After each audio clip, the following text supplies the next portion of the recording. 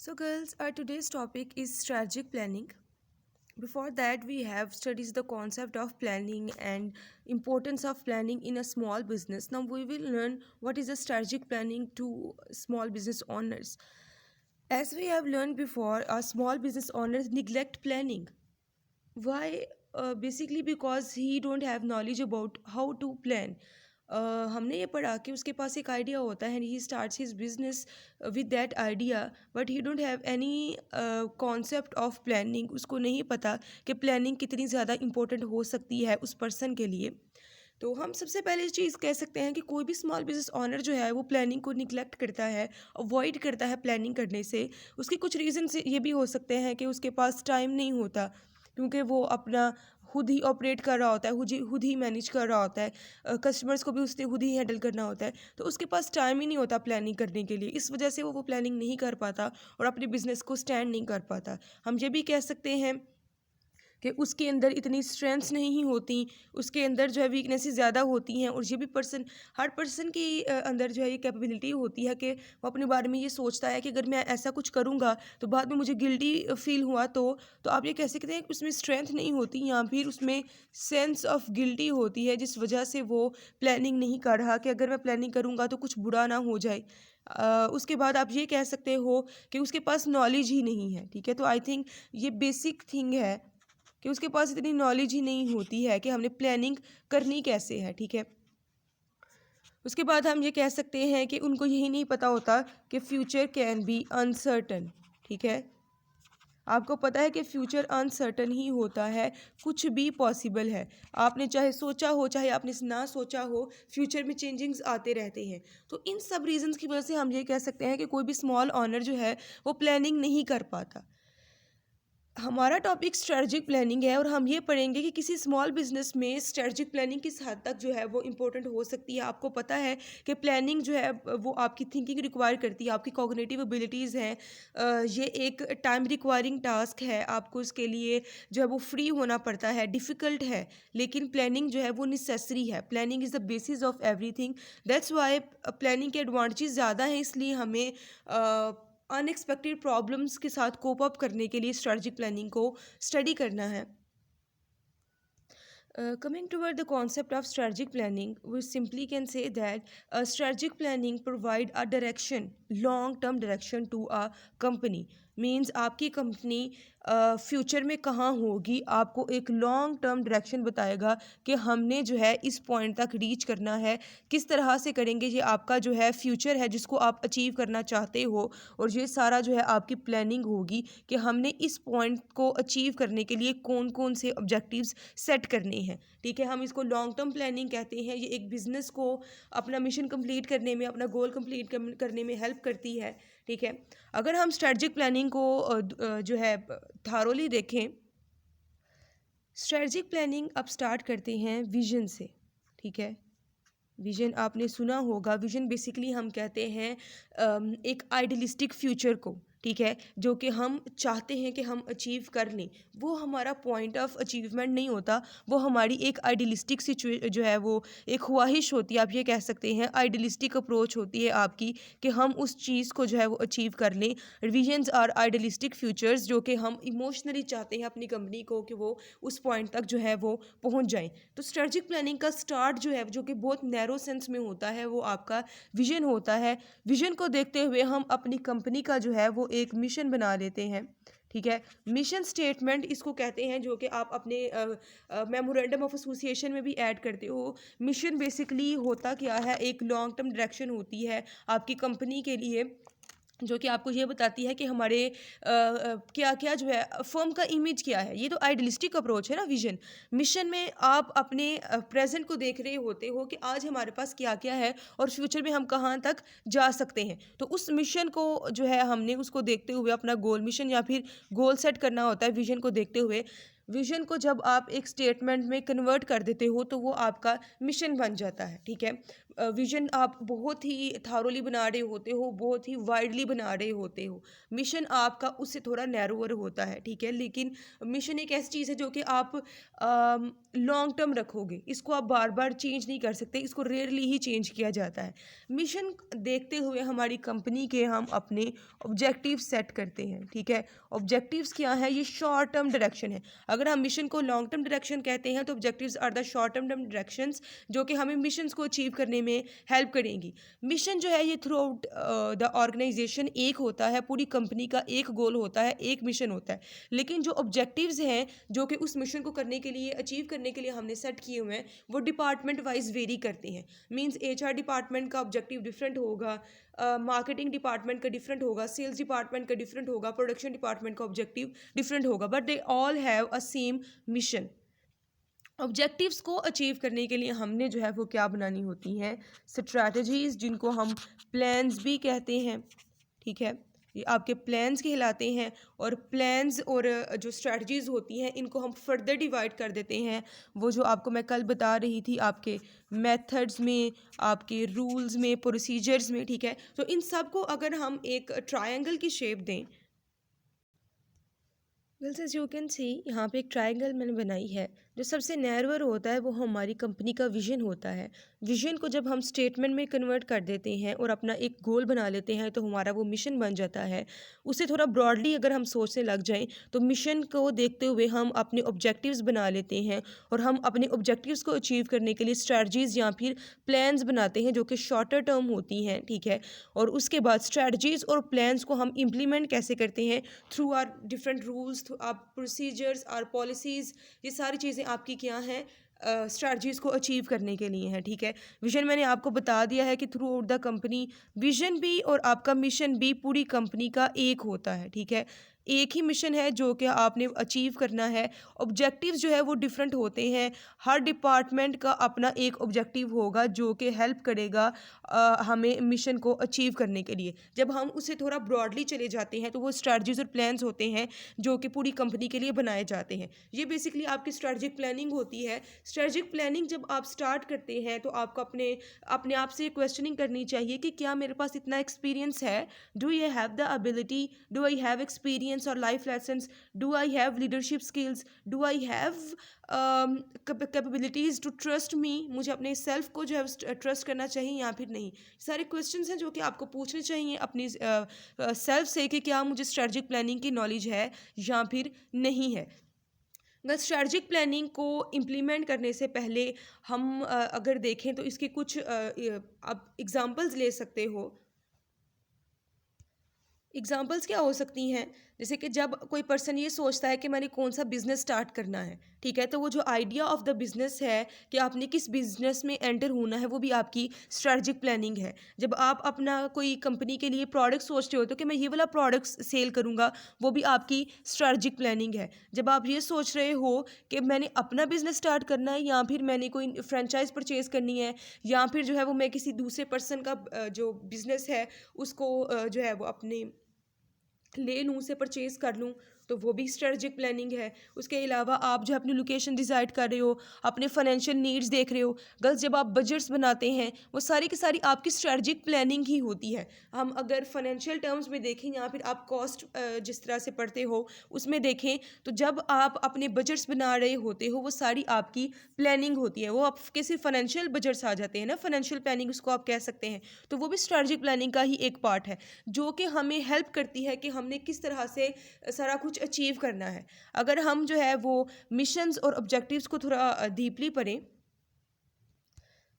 Mission की बात करें तो मिशन आपकी कंपनी का एक इमेज होता है जो कि आपको ये बताता है कि आपकी क्या स्ट्रेंथ्स हैं, आपकी क्या क्या कैपेबिलिटीज़ हैं, ठीक है? उन कैपेबिलिटीज़ को देखते हुए आप अपने फ्यूचर के बारे में एक चीज़ डिसाइड कर लेते हो जिसको आपने अचीव करना होता है, ठीक है?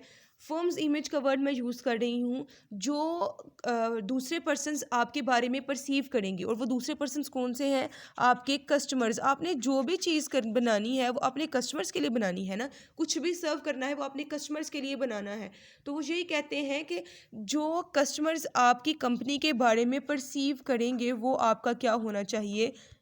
मिशन होना चाहिए। आप जो चाहते हैं कि आपकी कस्टमर की परसेप्शन हो आपकी कंपनी के बारे में, वो आपका क्या होता है, मिशन होता है, ठीक है। एग्जांपल आप ये ले सकते हो कि जो कंपनीज बड़ी बड़ी फिल्म्स बनाती हैं, उनका मकसद फिल्म प्रोडक्शन नहीं होता, उनका मकसद क्या है, पीछे से उनका मिशन क्या है, एंटरटेनमेंट, अपने कस्टमर्स को एंटरटेन करना, ठीक है। अगर आप नाइकी कंपनी का देख लें मिशन, तो उनका मिशन सिंपल, उसने स्टेटमेंट में मेंशन किया हुआ है कि being inspirational and innovative to every athlete in the world. आपकी पूरी थ्रू आउट द वर्ल्ड जितने भी एथलीट्स हैं उनके लिए एक इंस्पिरेशन है हम, एक इनोवेशन है, ठीक है। दूसरी तरह से देखा जाए तो नाइकी का एक मिशन जो है वो ये भी है कि if you have the body you can be an athlete, ठीक है। तो आप अगर एथलीट हैं तो आपके लिए कोई दूसरी कैपेबिलिटी हो ना हो, अगर आपके पास बॉडी है तो you can be an athlete. तो वो भी आपको इंस्पायर करती हैं ये चीज़ें आपकी कंपनी के बारे में कि आपकी कंपनी अपने कस्टमर्स को क्या दे रही है। एक्चुअल में जो आप अपने कस्टमर्स को सर्व कर रहे होते हैं वो आपका क्या बन जाता है, मिशन बन जाता है, ठीक है। दूसरी तरफ से अगर हम स्टाइलों को देखें तो आप देखते हो कि स्टाइलों के लोगोज जो हैं, लोगोज नहीं, जो आपके स्लोगन्स होते हैं वो चेंज होते रहते हैं, ठीक है। वो कभी जो है वो फीमेल्स को हाइटेड जो है वो दिखाना चाहती है, कभी वो फेस्टिवल्स को, और कभी वो ये कहते हैं कि शूज़ फॉर ऑल, कि जिस तरह का भी है, जैसे कि सर्विस का है शूज़ फॉर एवरीवन, वो उसका एक मिशन है ना, वो आप सारी दुनिया को ये दिखाना चाहता है, पाकिस्तान में भी, कि there is no discrimination in any person. हर किसी पर्सनस के लिए शूज़ अवेलेबल हैं, आपके पास पैसे हैं, थोड़े हैं तब भी शूज़ हैं, ज़्यादा हैं तब भी शूज़ हैं आपके लिए। तो ये सारी चीज़ें आपकी मिशन स्टेटमेंट कहलाती हैं, जो कि कस्टमर्स को हेल्प करती हैं आपके बारे में एक आइडिया जनरेट करने में। कस्टमर्स जो भी आपके बारे में परसेप्शन रखते होंगे, जो भी कस्टमर्स के व्यूज़ होंगे, जो आप चाहते हो कि कस्टमर्स आपके बारे में सोचें, उस तरह की आप अपने बारे में एक मिशन स्टेटमेंट बना लेते हो, ठीक है। क्लियरली एक ये रिज़ल्ट ओरिएंटेड जो है स्टेटमेंट होती है। रिज़ल्ट ओरिएंटेड का मतलब है कि ये रिज़ल्ट जनरेट करती है। हमें पता है कि हमने अपने कस्टमर्स के क्या जो है अपने बारे में परसेप्शन रखवानी है, उस तरह से फिर आप मिशन को देखते हुए क्या करोगे, अपने ऑब्जेक्टिव सेट कर लोगे। मिशन के बाद अगर हम ऑब्जेक्टिव्स की बात करें तो यहाँ पे आप एक अम्ब्रेला बना सकते हो, ठीक है। It can be an umbrella. Mission को देखते हुए हम हर डिपार्टमेंट का क्या कर लेते हैं, एक ऑब्जेक्टिव सेट कर लेते हैं। जैसे कि आपका एचआर डिपार्टमेंट है तो उसका एक डिफरेंट ऑब्जेक्टिव होगा। अगर आपका जो है वो मार्केटिंग डिपार्टमेंट है तो उसका ऑब्जेक्टिव डिफरेंट होगा। फाइनेंस डिपार्टमेंट का डिफरेंट होगा, परचेजिंग डिपार्टमेंट का डिफरेंट होगा। उसके अलावा जो आपका प्रोडक्शन डिपार्टमेंट है उसका डिफरेंट होगा।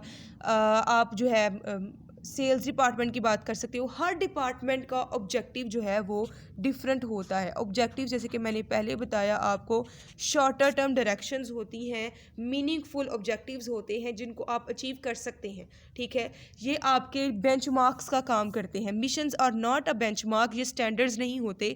जब मैंने आपको कहा था कि आप कंट्रोलिंग में क्या करते हो, अपने एक्चुअल परफॉर्मेंस को अपने जो है वो स्टैंडर्ड्स के साथ चेक करते हो, तो वो स्टैंडर्ड्स, वो बेंचमार्क्स आपके बेसिकली ऑब्जेक्टिव्स होते हैं। जब आप अपनी कंपनी के बारे में सेट कर रहे होते हो कि इस साल या फिर इस मंथ हमने अपने सेल्स को जो है वो इतने मिलियन से इंक्रीज़ करना है, या फिर इतने कस्टमर्स हमने इंक्रीज़ करने हैं, या आप ये सोचते हो कि हमने इस मंथ में कॉस्ट को मिनिमाइज़ करने की कोशिश करनी है, वो आपके क्या कहलाते हैं, ऑब्जेक्टिव्स। आप देख सकते हो कि मिशन एक जो है वो वेग सी स्टेटमेंट थी, इनएम्बिगुअस सी। बहुत ही चीज़ें आप उसमें क्लियर नहीं थी। आप सिंपल ये कहते हो कि शूज़ फॉर एवरीवन, या फिर बीइंग इंस्पिरेशनल, या फिर बीइंग इनोवेटिव। किस तरह से इनोवेटिव होंगे, ये एक एम्बिगुअस सी स्टेटमेंट है। वो आपको बहुत ज़्यादा चीज़ एक्सप्लेन नहीं कर रही होती। मिशन को थारोली एक्सप्लेन करते हैं आपके ऑब्जेक्टिव्स, वो बताते हैं कि आप एक्चुअल में करोगे क्या। जैसे कि मैंने भी आपको कहा कि सेल्स हमने इतने परसेंट से इंक्रीज़ करनी है, या फिर इतने परसेंट से हमने अपनी कॉस्ट को डिक्रीज़ करना है। तो आप देख सकते हो कि उसको देखते हुए ऑब्जेक्टिव्स हम सेट करने के बाद अपनी स्ट्रेटजीज भी बना सकते हैं। इस चीज़ को तो अचीव किया जा सकता है ना कि सेल्स हमने कम इंक्रीज़ कैसे करनी है और कास्ट हमने कम कैसे करनी है, ठीक है। मिशन जो है आपका, उसको आप कह सकते हो कि ये एक वेग स्टेटमेंट होती है, एम्बिगुअस होती है, लेकिन objectives are totally clear statements, ठीक है। ये स्पेसिफिक होते हैं मिशन से ज़्यादा। जो मिशंस हैं वो जनरल टर्म है, ऑब्जेक्टिव्स आपके स्पेसिफिक टर्म्स होते हैं। ऑब्जेक्टिव्स को हम रिवाइज कर लेते हैं, लेकिन मिशन आप एक ही बनाते हो और वो रेयरली ही चेंज होता है। लेकिन ऑब्जेक्टिव्स जो हैं वो वेरी करते रहते हैं, time to time, period to period आपके ऑब्जेक्टिव्स जो हैं हर डिपार्टमेंट के डिफरेंट होंगे। When we are setting our objectives and mission statement, there is a constraint in every organization, whether it is a small business or it is a large business. These are called internal and external factors. Management में भी आपने पढ़ा कि एक company है वो अकेली काम नहीं कर रही होती, it works in a particular environment, there are specific elements that affect it positively और नेगेटिवली। हम अगर इन्वायरमेंट को देखें तो हम ये कह सकते हैं कि there is an external environment of the company and there is an internal environment of the company. अगर हम ये देखें, अब यहाँ पर देख सकते हो कि आपकी कंपनी के इंटरनल इन्वायरमेंट में आपके पास एंटरप्रेन्योर्स आ जाते हैं, जो कि आपके ऑनर्स हैं, मैनेजर्स हैं, वर्कर्स हैं एंड कस्टमर्स हैं। ये आपकी कंपनी का एक इंटरनल इन्वायरमेंट है। अगर हम एक्सटर्नल इन्वायरमेंट की बात करें तो ये एक बहुत ब्रॉडर सेंस में आ जाता है, जब जो कि कंपनीज़ को बहुत ज़्यादा अफेक्ट करता है। और अगर हम स्मॉल बिजनेसिस की बात करें गर्ल्स, तो स्मॉल बिजनेसिस को इंटरनल से ज़्यादा एक्सटर्नल इन्वायरमेंट अफेक्ट कर रहा होता है। एक्सटर्नल इन्वायरमेंट में डिफरेंट फैक्टर्स होते हैं, डिफरेंट फोर्सेस होते हैं, जो फोर्सेस आपकी कंपनी को पॉजिटिवली भी इफ़ेक्ट कर सकते हैं और नेगेटिवली इफ़ेक्ट कर सकते हैं। अब यहाँ पर देख सकते हो टेक्नोलॉजिकल फैक्टर्स हैं, इकोनॉमिकल हैं, पॉलिटिकल हैं, डेमोग्राफिक हैं। डेमोग्राफिक्स का आपको पता है जो कि एक ह्यूमन के बारे में होंगे, कंपैरेटिव है, सोशल हैं, ग्लोबल है। ये सारी वो चीज़ें हैं जो कि आपकी कंपनी को अफेक्ट करती हैं, ठीक है। It can be blessings to some companies and can be a death warrant to other companies. जैसे कि टेक्नोलॉजी में चेंज आता है तो कुछ कंपनीज उसको अडॉप्ट कर लेती हैं, तो वो उनके लिए सक्सेस फैक्टर बन गया।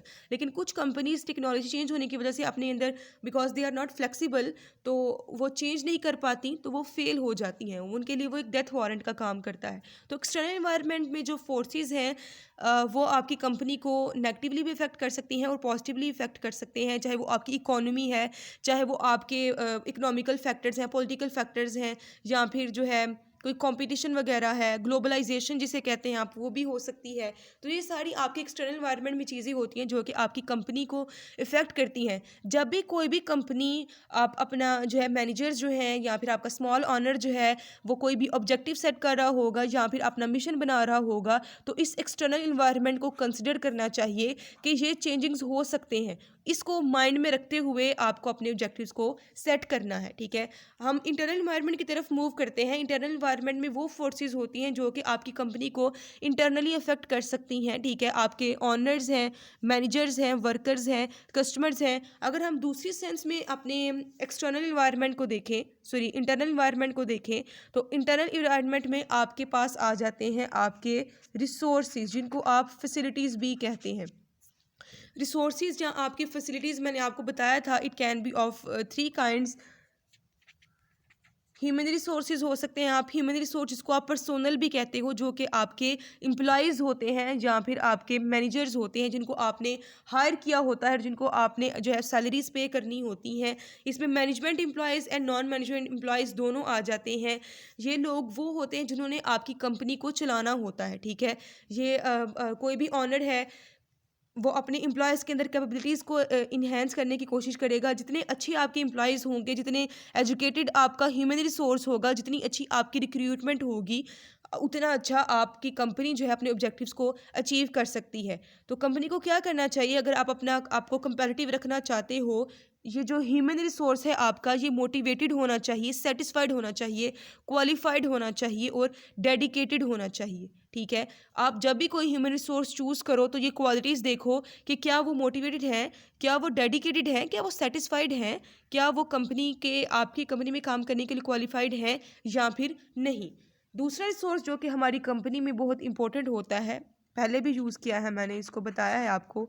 फिज़िकल रिसोर्सेज में आपके पास आपकी मशीन्स, आपके टूल्स, आपके इक्विपमेंट्स, ये सारी चीज़ें आ जाती हैं, आपकी बिल्डिंग्स वगैरह, ठीक है। ये फैक्टर्स भी आपकी कंपनी को इंटरनली बहुत ज़्यादा अफेक्ट करते हैं। If you want to excel then your physical resources should be strong, should be competitive. और अगर आप उनको कंपेटिटिव करना चाहते हो तो आपने उनको स्ट्रेटजिकली प्लान करना है कि मुझे कौन कौन सा एसेट परचेज करना चाहिए, या फिर मुझे इस एसेट को रेंट पर ले लेना चाहिए। एसेट ही है ना फिजिकल रिसोर्सेज, जो मैं टूल्स वगैरह की बात कर रही हूँ वो आपके एसेट्स बन जाते हैं। हमने इनको कहाँ पर रखना है, कितना कॉस्ट इफ़ेक्टिव वे जो है हम उसको यूज़ कर सकते हैं, क्योंकि ये बहुत महंगे होते हैं, तो हम मिनिमम कॉस्ट इनसे कैसे जो है वो लेकर ज़्यादा प्रोडक्शन कर सकते हैं, किस तरह से हम उनको ज़्यादा अच्छे तरीके से यूज़ कर सकते हैं। अगर आपको ये सारी चीज़ें पता है तो आपके फिजिकल रिसोर्सेज आपको इंटरनली स्ट्रॉन्ग कर देते हैं, ठीक है। उसके बाद हम थर्ड रिसोर्स की बात करते हैं, financial resources. Financial resources are all about your capital, कि आपके पास कितना फाइनेंस है। और आपको ये पता है कि किसी स्मॉल बिजनेस के लिए फाइनेंशियल रिसोर्सेज किस हद तक इंपॉर्टेंट हो सकते हैं। आपके बिजनेस को चलाने के लिए you should have your cash flows active and your debt capacity. Debt capacity basically leverage को कहते हैं। फाइनेंशियल लीवरेज जितना कम होता है उतना ही आप स्ट्रांग होते हो, आपकी डेट कैपेसिटी ज़्यादा होती है।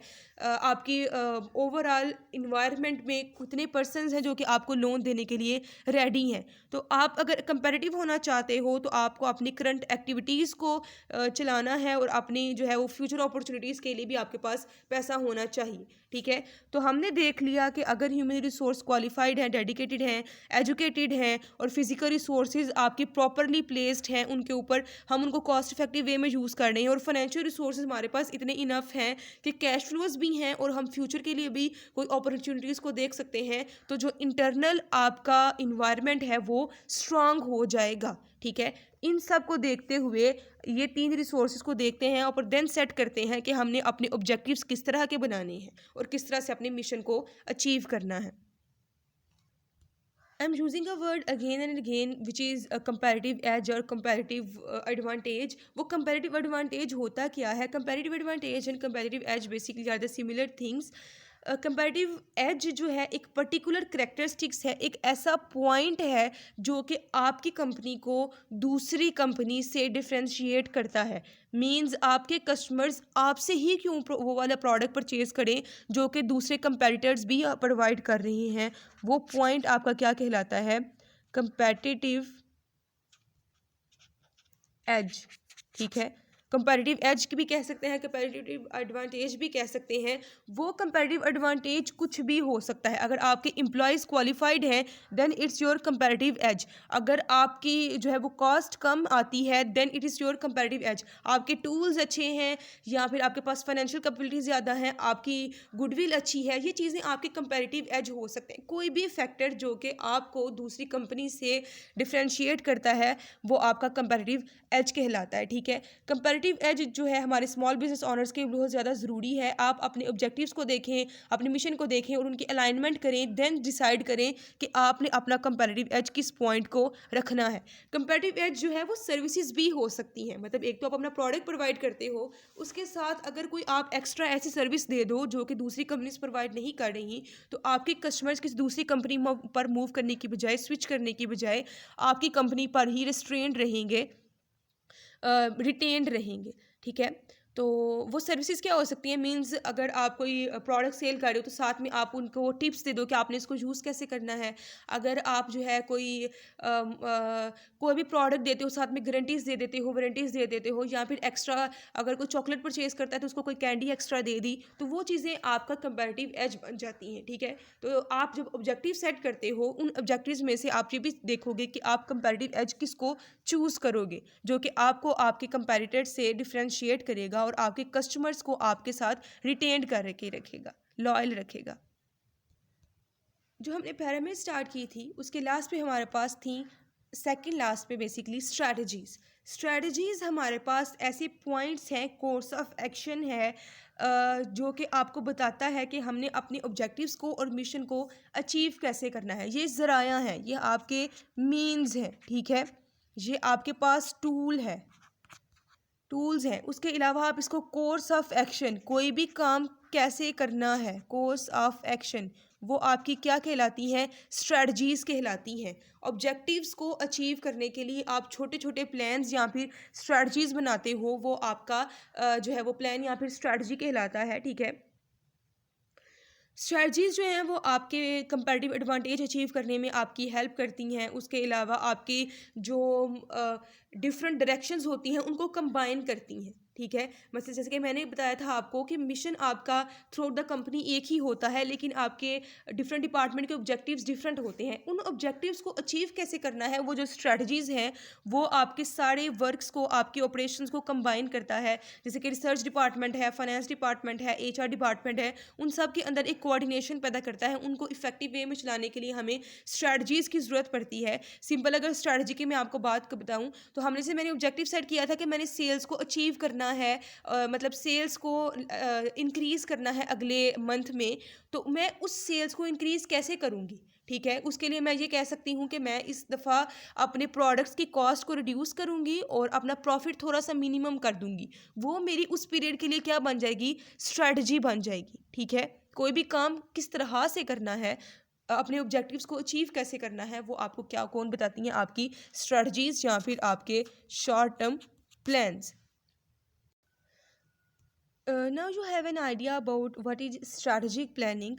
स्ट्रैटेजिक प्लानिंग को हेल्प करने के लिए हम एक टूल यूज़ कर सकते हैं, ठीक है। हमारे पास एक तरीका है, एक मेथड है जो कि हमें स्ट्रैटेजिक प्लानिंग को करने में, उसको स्कैन करने में हमारी बहुत हेल्प करता है। उसको हम कहते हैं स्वॉट एनालिसिस।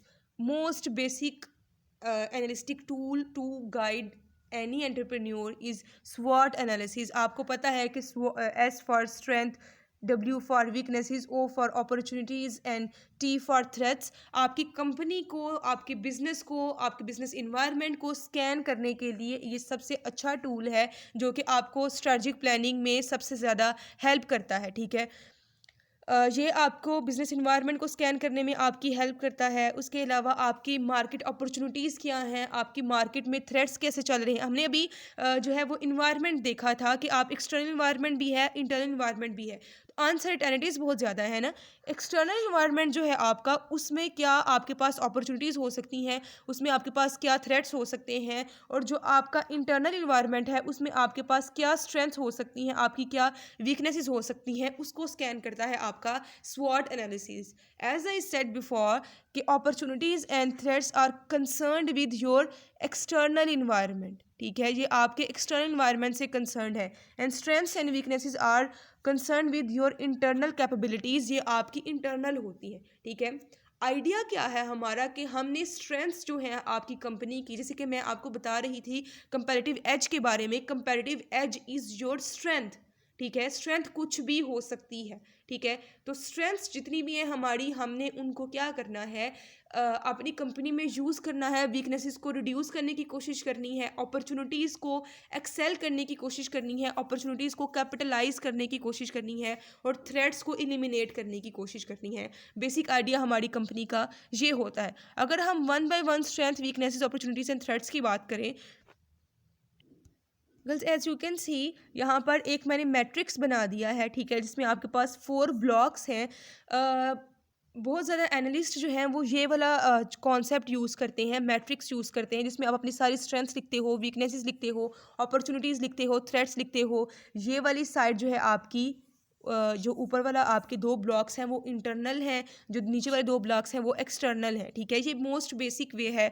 उसके अलावा आप डिफरेंट शेप में यूज़ कर सकते हो, जैसे कि आप यहाँ पर देख रहे हो, उस पर्सन ने जो है वो डिफरेंट शेप उसको दी है। आप यहाँ पर देख सकते हो कि आप स्वॉट एनालिसिस कैसे करते हो। स्ट्रेंथ आपके पास, what do you do well, आप कौन सा काम अच्छे तरीके से करते हो, वो आपकी स्ट्रेंथ है। Where do you need to improve, कौन से ऐसे एस्पेक्ट्स हैं, कौन से ऐसे पॉइंट्स हैं जहाँ पर आप वीक हो और आपको उनको इम्प्रूव करने की ज़रूरत है, वो आपकी वीकनेसेस हैं।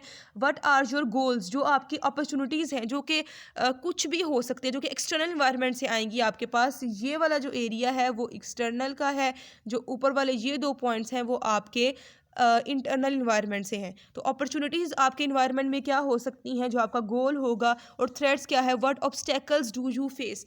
इन स्ट्रेंथ्स को लेते हुए आपने इन ऑब्जेक्टिव्स अपॉर्चुनिटीज़ को अचीव करने की कोशिश करनी है, इन अपॉर्चुनिटीज़ को कैपिटलाइज करने की कोशिश करनी है, और इन ऑब्स्टेकल्स को अवॉइड करना है।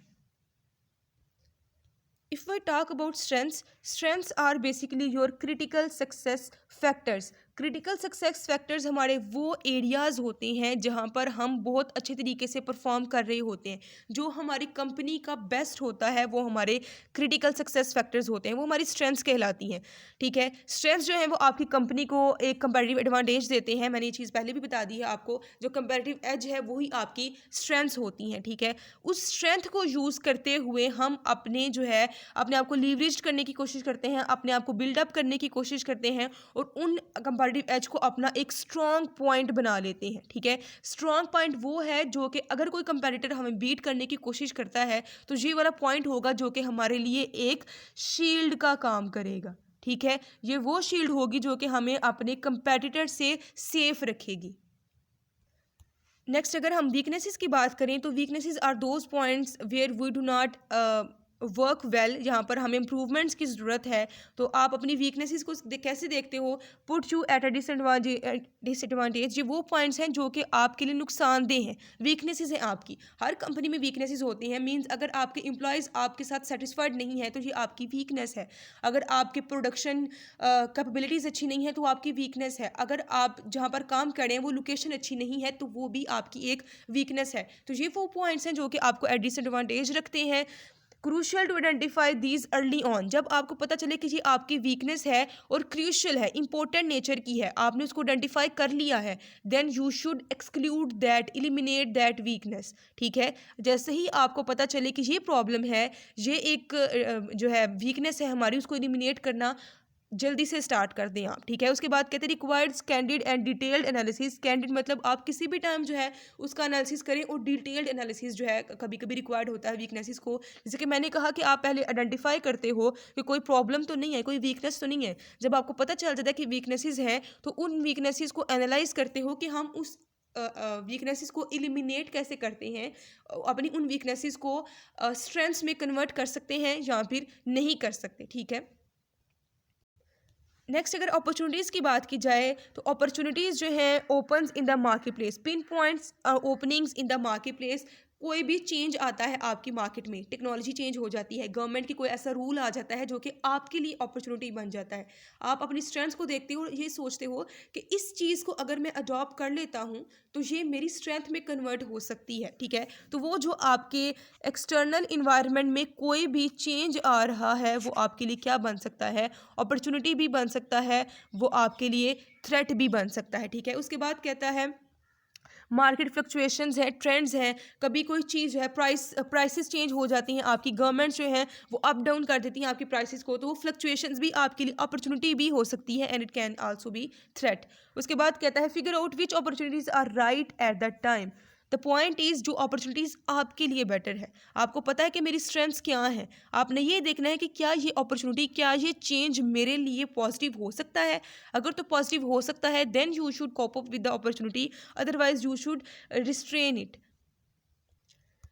And on the least point, which is threats are basically your obstacles, your restrictions, जो कि आपकी कंपनी को सक्सेसफुल होने में रोक रही हैं। जैसे कि मैंने कहा टेक्नोलॉजी चेंज हो जाती है, गवर्नमेंट कोई रूल बना देती है, तो वो आपके लिए, अगर कुछ कंपनीज़ के लिए अगर अपॉर्चुनिटीज़ है तो दूसरी कंपनीज़ के लिए वो थ्रेट हो सकता है। जितने भी हमने पॉइंट्स पढ़े हैं strengths, weaknesses, opportunities and threats के, ये एक कंपनी के लिए डिफरेंट होते हैं, दूसरी कंपनी के लिए वही पॉइंट्स डिफरेंट हो सकते हैं। ठीक है, तो थ्रेट्स की अगर बात की जाए तो ये आपके फ्लक्चुएशंस, गवर्नमेंट परसेप्शंस हो, पब्लिक परसेप्शंस होती हैं। पब्लिक परसेप्शंस मतलब आपके कस्टमर्स आपके बारे में किस तरह की थिंकिंग रखते हैं। अगर वो पॉजिटिव है तो वो आपके लिए अपॉर्चुनिटी है, चाहे आप जैसा मर्जी प्रोडक्ट बनाते हो, लेकिन कस्टमर्स आपके बारे में एक अच्छा व्यू रखते हैं, वो आपकी अपॉर्चुनिटी बन गई। लेकिन आप अब बहुत मेहनत करते हो, देन आपके कस्टमर जो हैं फिर भी आपके बारे में अच्छी परसेप्शन नहीं रखते, तो वो आपके लिए थ्रेट हो सकता है।